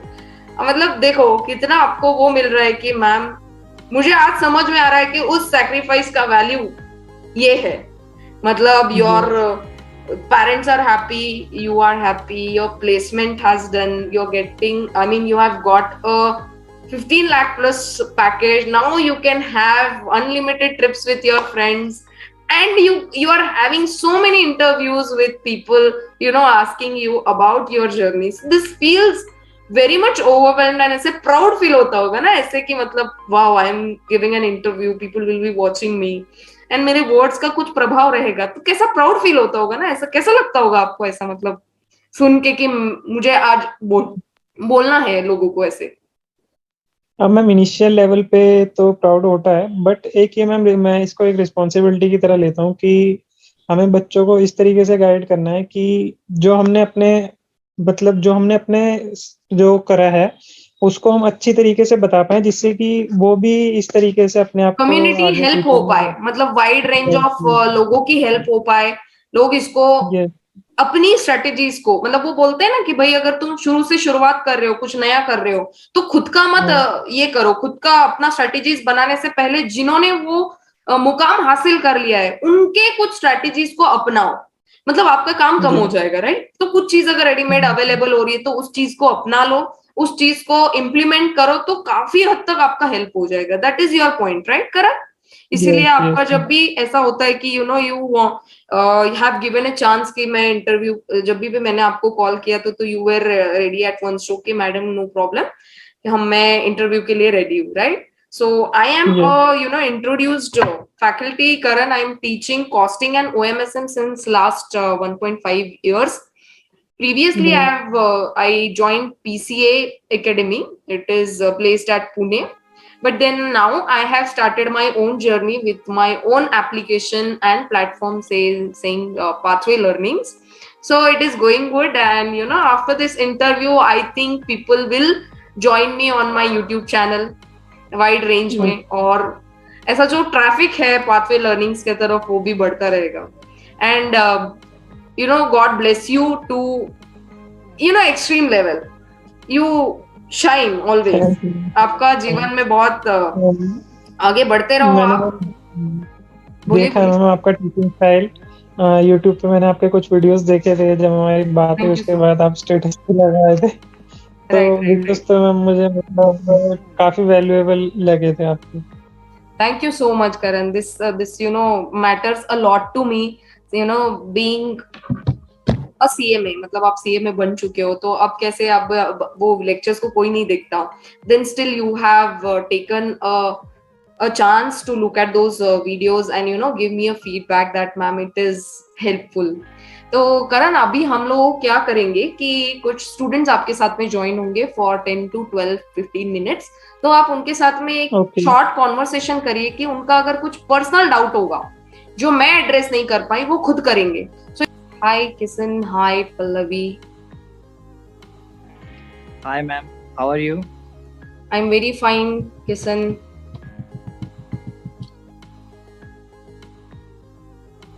हमारे साथ में अभी जुड़े हैं करण गर्ग लाइव।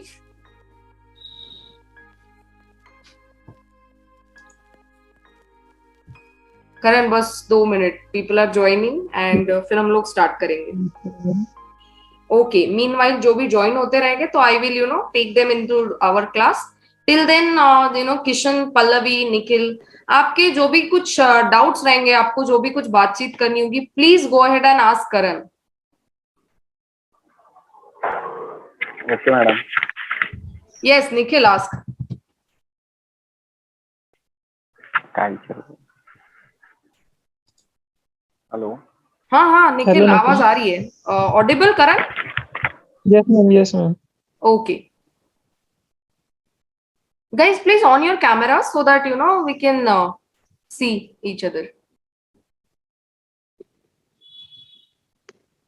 अरे बोलिए भाई, बात कर। किशन आप बात कर लीजिए, आपका ऑडियो मैम करे।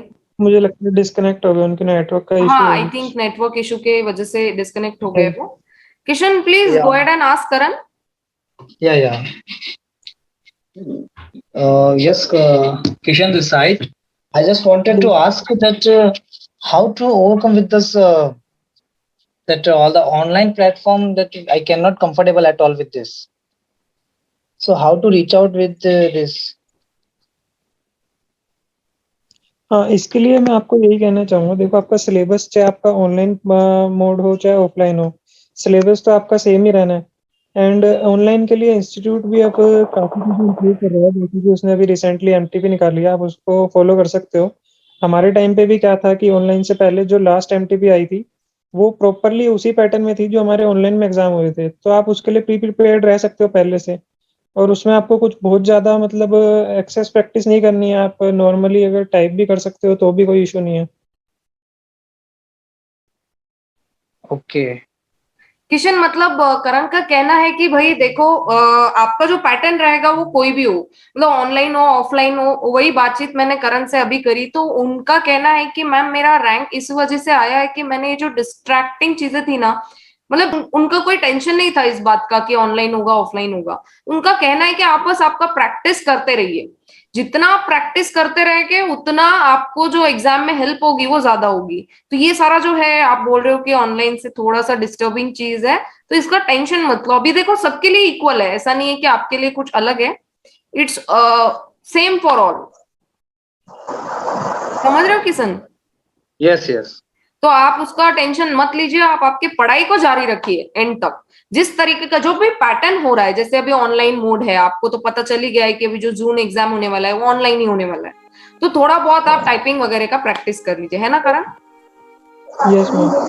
मैम उसके लिए बहुत कुछ अच्छे से टाइपिंग की स्पीड की रिक्वायरमेंट भी नहीं है, आपकी नॉर्मल जो आप नॉर्मली टाइप करते हो उतने भी इनफ है मैम स्पीड। यस यस, उतनी भी स्पीड चलेगी। तो ऐसा कुछ नहीं है कि मैडम स्पीड चाहिए प्रैक्टिस चाहिए, उतना तो इंस्टीट्यूट समझ के चल रही है ना यार, कि मतलब सबके यस पास यस। में इतना वो रिसोर्सेस नहीं होंगे कि हम लोगों को पूरा लिख के देखना है, ऐसा वो टाइप करके देखना है। तो हर किसी का ऐसा हो भी सकता है कि लैपटॉप ही नहीं है, तो कैसे करेगा वो पर्सन? बट नॉर्मल एक टाइपिंग तो आता ही है हमको यार, कीबोर्ड का जो प्लेसमेंट होता है बटन्स का, उतना तो बेसिक हम लोगों को पता ही होता है, तभी हम लोग इस कोर्स में आए ना, वरना एकदम ही क्लूलेस होते तो क्यों आते हम लोग यहाँ पे। सो ही मीन्स टू टेल किशन कि आप उसके लिए ऐसा टेंशन मत लो, उसके लिए आप सोचो भी मत। आप बस अपने पढ़ाई पे फोकस करो, रिविजन वगैरह वगैरह। अभी शाम में एक जो भी इंटरव्यू करण के साथ में मेरा हुआ है वो पोस्ट होगा, जिसमें करण ने ये सारी चीजें, बहुत सारी चीजें मैंने खुद ने उनसे पूछी है, तो वो उन्होंने बखूबी आंसर किया है, तो उसमें आपके कई सारे डाउट्स क्लियर हो जाएंगे। इसके अतिरिक्त और कोई किसी का कोई क्वेश्चन है तो किशन आप इसका टेंशन मत लीजिए, आप आपकी पढ़ाई को जारी रखिए, एग्जाम कैसा भी हो।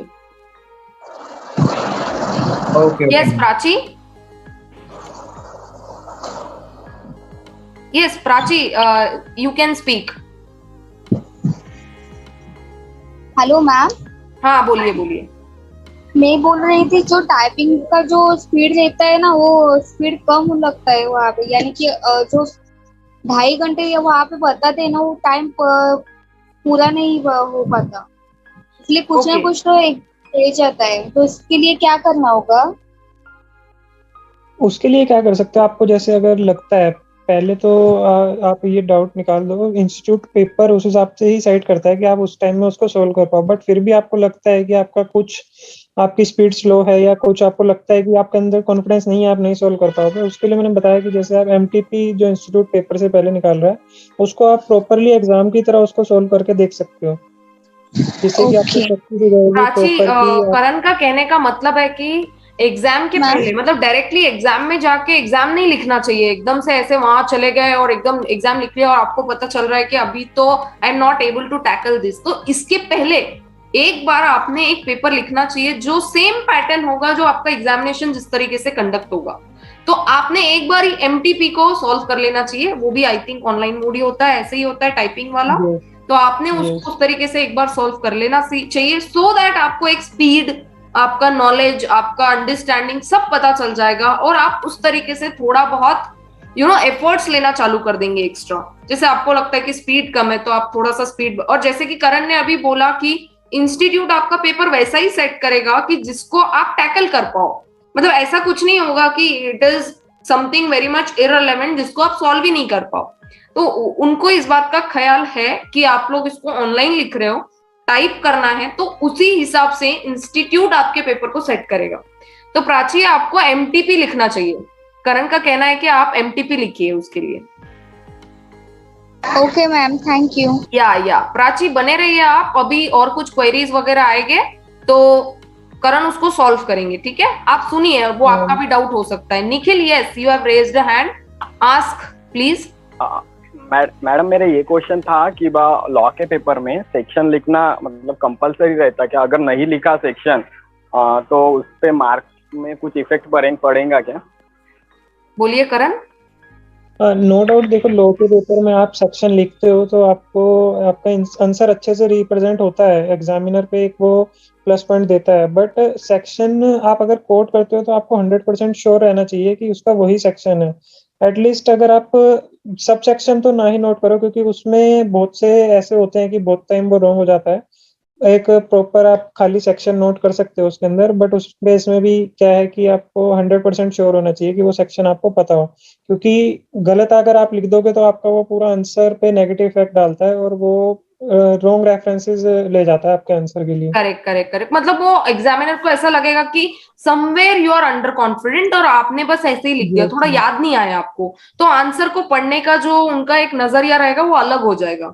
तो इनका कहने का मतलब है, किसी ने पूछा, हाँ निखिल, करण का कहने का मतलब है कि आप क्या करिए, जैसे सब सेक्शंस होते हैं, जैसे कि से 25 ब्रैकेट में 1, 25 2, 25 3, तो आप सब सेक्शन को मेंशन मत करिए, directly as per section 25, that's it, इतना ही मेंशन कर दीजिए और आगे का आंसर को प्रेजेंट करिए।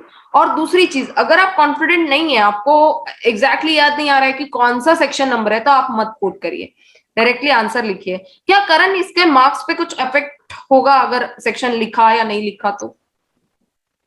नो मैम, इससे मार्क्स पे बहुत मेजर इफेक्ट नहीं आता। अगर आप सेक्शन लिख देते हो तो आपको 8 to 8 मिल जाएंगे अगर 100% आपका आंसर करेक्ट है। अदरवाइज भी आपका अगर आंसर अच्छे से आपने रिप्रेजेंट करा है, सारे पॉइंट्स कवर करें, तब भी एग्जामिनर 8 to 8 दे देता है, और बहुत ही ज्यादा अगर मैम होगा तो 7 to 8 तो मैम मिलेंगे ही मिलेंगे। पक्की बात है वो। तो मतलब निखिल, करण का कहना है कि इतना बहुत ज्यादा डिफरेंस नहीं आएगा मार्क्स में अगर आप सेक्शन मेंशन नहीं करते हैं, बट अगर आप मेंशन कर भी रही है तो उनका कहना है कि आप 100% श्योर रहिए जो भी सेक्शन आप मेंशन कर रहे हैं और जो रेलेवेंट पोर्शन निकले। अगर आप श्योर नहीं है तो आप मेंशन भी मत करिए सेक्शन को, क्योंकि वो एग्जामिनर को एक डाउट क्रिएट कर देगा, और जो आपका नीचे के अगर पॉइंटर्स बहुत अच्छे से आपने लिखे भी होंगे तो एक बार तो उसके मन में आएगा कि यार सेक्शन नंबर ही रॉन्ग लिख दिया। ठीक है निखिल? सो ठीक है मैम, थैंक यू। या अभी कौन पूछ रहा है? Someone has asked how to deal in income tax as per new pattern to get easy in subject. Kishan Somani बोल रहे हैं करण कि जो नया पैटर्न है इनकम टैक्स का, उसको कैसे डील करे कि वो सब्जेक्ट इजी हो जाए। मैम, इनकम टैक्स के लिए इंस्टीट्यूट ने क्या करा है, हमारे टाइम पे तो इस अटेम्प्ट में मैम जून में मैं प्रॉपरली नहीं हूँ कंफर्म कि वो क्या वो पैटर्न रखेंगे, बट हमारे अटेम्प्ट में क्या था, उन्होंने एक रफ शीट हमें प्रोवाइड करी थी, जिससे कि उन्होंने हमें सिर्फ फाइनल आंसर नोट करने के लिए बोला था ऑनलाइन। तो Okay. हमने अपना क्वेश्चन प्रॉपरली वैसे ही सॉल्व करा था जैसे हम ऑफलाइन मोड में करते थे, बट मेरे कुछ फ्रेंड्स ने क्या करा था, उसको ऑनलाइन ही उस टेबल में सॉल्व करा था। तो इंस्टीट्यूट उस तरीके की टेबल आपको जो क्वेश्चन देता है बना के देता है कि आप वहाँ पे इजीली उसको टैकल कर पाओ, आपको क्वेश्चन सॉल्व करने में इशू ना आए। मतलब आपका ये कहना है कि इंस्टीट्यूट ने अगर क्वेश्चन पूछा है तो आंसर का एक फॉर्मेट बना दिया है ऑलरेडी, यस आप उस यस फॉर्मेट में सॉल्व करो या तो अपना पेपर पे भी सॉल्व कर सकते, यस यस डायरेक्ट आंसर लिख सकते। Can yes people do that? तो यस किशन मैम। इनका कहना है करण का कि अगर आपको टेबल में सॉल्व करना है तो टेबल में करो, नहीं तो आप आपका सॉल्व करके भी। क्या वो ऐसे एमसीक्यू पैटर्न में रहते हैं करण, क्वेश्चन आस्क्ड, या आपको सॉल्व करना ही होता है, वहां पे लिखना ही होता है? मैम उसमें 20 मार्क्स का तो एमसीक्यू रहता है, एंड 20 मार्क्स का जो हमारे टाइम पे था वो वन वर्ड आंसर था, एंड जो बाकी का 60 मार्क्स का था वो मैम प्रॉपर क्वेश्चंस थे जो रहते हैं ऑफलाइन मोड में भी। तो तो उसमें लिखना मैम होता है, प्रॉपर सॉल्व करने उसमें मैम मतलब प्रॉपर टाइप सॉल्व करना करना होता है, होता है। यस यस तो मैनेज हो जाता है वो, इतना मतलब इश्यू नहीं आता यस वो टाइप करने में। यस, मतलब क्या वो मैम उन्होंने, इजीली मैनेज हो जाता मतलब है। मेरा भी एक ये डाउट है करण कि से फॉर्मेट मतलब कितना फॉर्मेट बना के देते हैं वो, से सिर्फ डब्बा डब्बा बना देते हैं, या जो अपने को एक एक सेंटेंस लिखना होता है, अपन लिखते हैं ना कि एज पर दिस ये अमाउंट आ रहा है, एज पर दिस ये अमाउंट आ रहा है, जैसे कॉस्टिंग में डायरेक्ट मटेरियल डायरेक्ट ये भी लिख के देते हैं वो, या अपने को ये लिखना भी होता है और जो नंबर्स है वो भी लिखने होते हैं, दोनों भी करना होता है, या एक पैटर्न मैम लिखा होता है? उसमें मैम दोनों चीज हमें लिखनी होती है। उसमें एक ब्लैंक बॉक्स हमें मिलता है, उसमें सारे टूल्स हमें मिलते हैं, इक्वल टू असाइन या जो भी हमें साइंस वगैरह सिंबल्स यूज करने हैं उसको हम यूज करके, उसके लिए जैसे अब हमें क्या होता है कि पहले से हमें पता नहीं होता ये साइन कहाँ पे है, ये साइन कहाँ पे है, या ये सिंबल कहाँ पे है। उसके लिए इंस्टीट्यूट क्या करता है, एग्जाम से 10 to 15 डेज पहले या 1 मंथ पहले एक प्रॉपर डेमो पोर्टल जो होता है एग्जाम का वो लॉन्च करता वो है, लॉन्च जिससे कि हम करते हैं। हाँ एग्जाम के लिए हैंडी हो जाओ। जो प्रॉपर उसका यूजर इंटरफेस है आप उसका पूरा ओवरव्यू ले लो आपको कि पता यहाँ पे चल ये जाए, बटन बेसिकली आपको पता है। चल जाए कि इसको हैंडल कैसा करना। मतलब अगर यस यस आप ऐसे एग्जाम के दौरान बौखला नहीं जाओ कि कौन सी चीज को मैं कैसा प्रेजेंट करूं, मुझे तो सिंबल्स भी नहीं पता। तो उसके पहले यस इंस्टीट्यूट ऐसा कुछ तो करता है आपके लिए कि आपके लिए कुछ ट्रेनिंग जैसा शूट कर यस देता है, यस जिसको आपको देख लेना होता है, आपको कुछ डाउट है तो वो सॉल्व कर लेना होता है, मतलब पता कर लेना होता है, और फिर आप एग्जाम के लिए रेडी हो, राइट? यस तो यस। बच्चों आप ये ध्यान में ला लो, किसी को अगर नहीं पता है ये बात कि ऐसा ट्रेनिंग भी कुछ होता है तो please be aware of the training. और ये कहाँ मिलेगा करण? इंस्टीट्यूट के वेबसाइट पे मिल जाएगा हमको? यस यस इंस्टीट्यूट के वेबसाइट में मैम स्टूडेंट सेक्शन में ऑनलाइन मॉक पोर्टल का ऑप्शन है, बट वो एक्टिव एग्जाम से 10 to 15 डेज पहले या 1 मंथ पहले ही होता है। ओके उसके लिए ओके, मतलब इंस्टीट्यूट ऐसा पहले से नहीं रहेगा, वो एग्जाम के 15 एक दिन पहले आपको वहां पे फ्लैश होता दिखेगा, राइट? यस यस मैम, उसके लिए ओके, नोटिफिकेशन भी आती है, अपडेट्स वगैरह सब आती हैं। अपडेट्स वगैरह आते हैं, तो guys be aware of the updates then. Prachi is hello raising the hand, बोलिए प्राची। करण, आपने जो बताया तुम्हें कि ट्रेनिंग मिलता है आवाज आवाज थोड़ा volume. Prachi, your voice is not clear, please थोड़ा जोर से बोलिए। हेलो। हाँ अभी क्लियर है, बोलिए। Yes ma'am. हाँ क्लियर, वहाँ की आप लिंक सेंड कर सकते हो कि जहाँ से आप ट्रेनिंग की बात कर रहे हो, पोर्टल पे ट्रेनिंग मिलता है ऐसा आपने बोला था अभी। मुझे आपको मुझे एक्सप्लेन नहीं करने आता है, इसलिए मुझे जो थोड़ा करण, थोड़ा शी मीन्स टू से कि जो लिंक आता है, जो पोर्टल पे एक लिंक कुछ आता होगा, ऐसा फ्लैश होता होगा या यस लिंक आता होगा जो भी, तो वो लिंक इनको शेयर हो सकता है क्या? मतलब आप शेयर कर सकते हो, या कैसे दिखेगा वो पोर्टल पे? मतलब अगर इनको वो अटेंड करना है तो इनको कैसे पता चलेगा वो? इनको बार बार चेक करना, मैम, करते रहना पड़ेगा क्या? उसके लिए मैम नोटिफिकेशन आती है इंस्टीट्यूट की वेबसाइट पे फ्रंट पेज पे, बट हाँ ये है कि आपको देखना तो पड़ेगा ही। मे भी इंस्टीट्यूट मेल भी करता है शायद उसके लिए कि ओके, ऑनलाइन मॉक टेस्ट का पोर्टल जो है वो ओपन तो हो गया है। What can I do is, Prachi do not worry about this, ये जब भी ट्रेनिंग वगैरह आएगा ना, तो करण आप सिर्फ एक हेल्प कर दीजिए हमारी, कि जब भी ये ट्रेनिंग आए तो एक बार मुझे पिंग कर देना, so that I okay can okay share ma'am. That link to all the students who can readily attend the training, right? So okay Prachi do okay not ma'am. Worry, whenever जब भी ये training आएगा तो अपने जो अपना group है उसमें मैं इसको शेयर करूंगी, आप वहां से उसको ज्वाइन कर सकते हैं, ठीक है? Okay ma'am, yeah thank you. Okay. Ma'am, उसमें राघव ऐसा नहीं सोमानी, होता कि बोलिए। इसमें मैम ऐसा नहीं होता कि इंस्टीट्यूट कोई ट्रेनिंग प्रोवाइड करता है, ये सेल्फ ट्रेन पोर्टल है, इसमें आपको खुद से ही मतलब सारी प्रैक्टिस देखना पड़ता है सारा। ओके, मतलब ऐसा है कि वो कुछ एक लिंक आता होगा, अपने को खुद ही पूरा एक्सप्लोर कर लेना है। Yes yes So yes yes. no problem at all. What I will do is I will take the student's ID only. I will make a short video on that कि कौन सी चीज कहाँ पर है, और I will upload that on the YouTube channel. उसको आप वहां से देखकर उसी तरीके से आप एग्जामिनेशन को अप्रोच कर सकते हैं, right Prachi? That's great. Okay yes ma'am. Now Prachi, अब मैं YouTube पे एक वीडियो पोस्ट कर दूंगी इस सारी चीज जो करण बात कर रहे हैं कि इस पोर्टल को कैसे यूज करना है, तो आपको वो जो वीडियो रहेगा वो मेरे YouTube चैनल पे अवेलेबल हो जाएगा। ओके या ठीक है मैम। अभी राघव सोमानी पूछ रहे हैं अकाउंट्स में किस टाइप के क्वेश्चन पे ज्यादा स्ट्रेस देते हैं, लाइक थ्योरी और प्रैक्टिकल एंड क्वेश्चन सॉल्व। तो उनका कहना है करण कि अकाउंट्स पे क्या पढ़ना चाहिए, थियरी पढ़ना चाहिए, प्रैक्टिकल पढ़ना चाहिए, और कैसा सॉल्व करना, किस टाइप के क्वेश्चन को सॉल्व करना। राघव आप आपका ऑडियो एनेबल कर लीजिए, you can ask directly to Karan. Hi Raghav.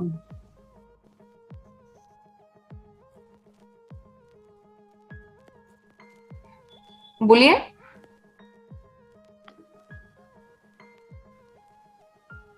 आवाज आ रही है राघव?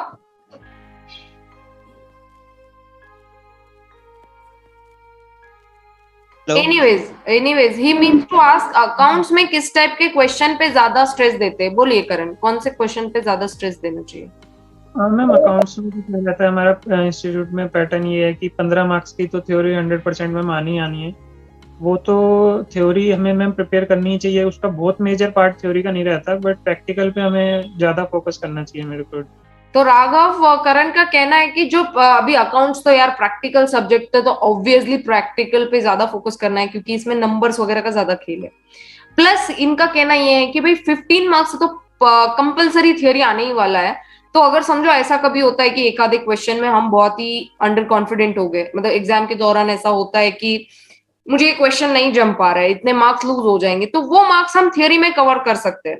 तो उसके लिए हमने थियरी को भी उतना ही, क्या बोल सकते हैं हम, उसको इंपॉर्टेंस देके पढ़ना चाहिए, right Karan? Yes ma'am. Okay. और या madam but last time theory पे कुछ ज्यादा उन्होंने स्ट्रेस दिया था। जो पूरा पेपर पैटर्न था वो completely based on theory paper he almost था। यार मैं एक रेकमेंड करूंगी, क्या होता है प्रोफेशनल एग्जामिनेशन में आप कभी ये दिमाग लगा ही नहीं सकते कि अभी वो इंस्टीट्यूट का मैटर है, वो क्या कर देंगे पता है, उनकी मर्जी बन पड़ी ना, सिलेबस है 100%, सिलेबस के 30% का ही वो पूरा पेपर पूछ देंगे। सो ठीक है, उनका एक पेपर पैटर्न है कि इतने इतने मार्क्स का पूछेंगे। ऐसा होता है सीए में भी। एक बार क्या हुआ पता है क्या करण, ऐसा हुआ कि हम लोग मतलब सब जितने भी हम लोग फ्रेंड्स थे वहां पे एक रूम में रहते थे, पढ़ाई करी हमने, हम गए एग्जाम लिखने और इतने कॉन्फिडेंटली गए, और हुआ क्या पता है, पेपर आने के बाद में एक भी क्वेश्चन ऐसा नहीं बन रहा है कि वो मुझे आता है, not a single question. It was SFM and I am not able, मैं पूरी घबरा गई, मतलब मैं पूरी ऐसे, मेरे को स्वेटिंग होना चालू हो गया, आई एम जस्ट शिवरिंग। वो टीथ नहीं बचते क्या ऐसे एकदम, वो पेपर देखने के बाद कि मुझे तो कुछ भी नहीं आ रहा है। तो ऐसा हो गया कि वो पूरा पेपर ही उन्होंने फॉरेक्स से पूछ लिया, मतलब only forex, other than that कुछ भी नहीं। और फॉरेक्स का ऐसा था कि मेन जितना मतलब थोड़ा सा डिफिकल्ट लगता था, तो काफी सारा पोर्शन ऐसा था यार देख लेंगे टाइम पे, जितना मैनेज हुआ उतना कर लेंगे। और ऐसा हो गया कि भाई एग्जाम में तो बैंड ही बज गई, पूरा ही फॉरेक्स, मतलब only dollar, yen and euros ही दिख रहे हैं उसमें। तो क्या कर सकते हैं, गॉन। तो किसने पूछा ये क्वेश्चन? किशन ने पूछा, राइट? तो किशन ऐसा कुछ मतलब अंदाजा लगा के चलो ही मत, मतलब यही तो रीजन है कि मैं बार बार बोलती हूँ कि आप कुछ छोड़ो मत।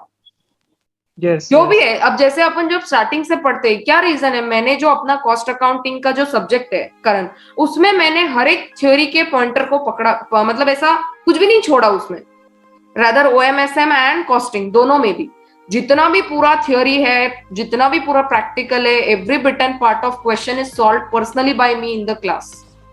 तो ऐसा कुछ भी नहीं है। जितने भी लोग मुझसे यहाँ पे पढ़े होंगे तो उनको पता होगा कि मैम ने एक सेंटेंस भी नहीं छोड़ा।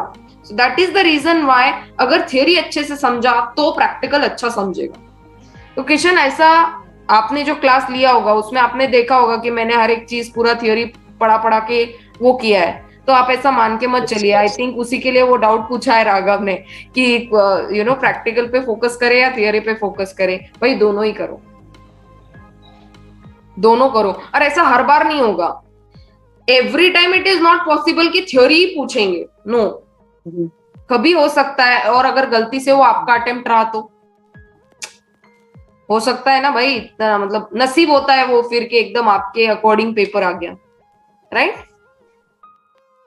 और किसी को कुछ पूछना है? We are available with 3 minutes. Ma'am, हाँ राघव। मेरा ये डाउट था कि जब हम लोग को थियरी क्वेश्चन आता है जो ब्रीफ में हमको एक्सप्लेन करना हो, तो उसको अपने हम ओन लिख सकते हैं, फिर हमको मतलब जो बुक्स में दिया है तो मैं किस लैंग्वेज में लिखना पूरा उसको? मैं पर्सनली इसको ऐसे बोलूंगी कि देखो, एक बार जब हम कुछ पढ़ लेते हैं, जैसे मैंने करण के साथ इंटरव्यू के पहले कुछ थोड़ा बहुत प्रिपरेशन कर लिया, तो अभी जैसा मैंने बुक में लिखा वैसा तो मैं बोल नहीं सकती, ऑब्वियस सी चीज है वो।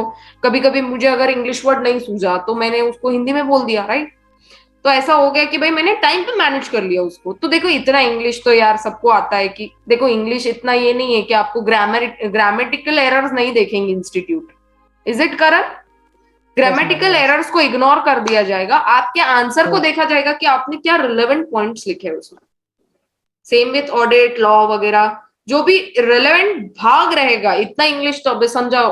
अगर if you are talking in English, तो अगर मैं आपको कुछ क्वेश्चन पूछूं तो ऑफ कोर्स आप मुझे उस तरीके का जवाब दोगे।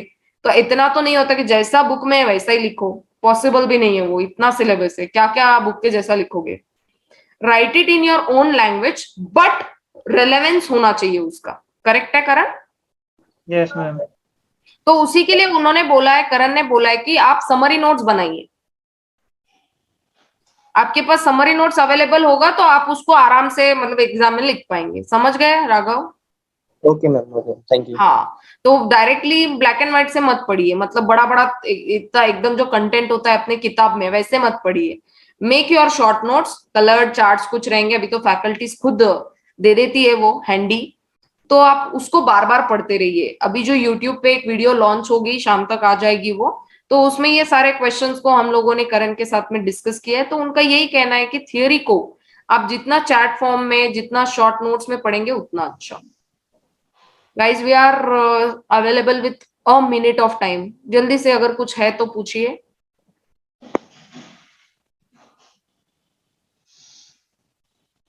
हेलो। हाँ प्राची, यस। हाँ, अब अभी शॉर्ट पीरियड चल रहा है तो एग्जाम तक जो रिवीजन करनी है ना, तो उसके लिए टॉपिक्स आप इम्पोर्टेंट टॉपिक्स आप बता सकते हो शॉर्ट पीरियड के लिए? Know important topics. ये इस क्वेश्चन को भी करण ने जवाब दिया है। यूट्यूब पे एक वीडियो आएगी, सो उसमें आप देख सकते हैं कि करण ने क्या बोला है। I have discuss this point Prachi. अभी वीडियो आएगा एक, वो अपने ग्रुप में शेयर होगा, उसमें करण ने आंसर किया है उसको। Anything else? Okay ma'am, yeah thank you. Yeah चलो चलो चलो, it's a time to have a nice good bye.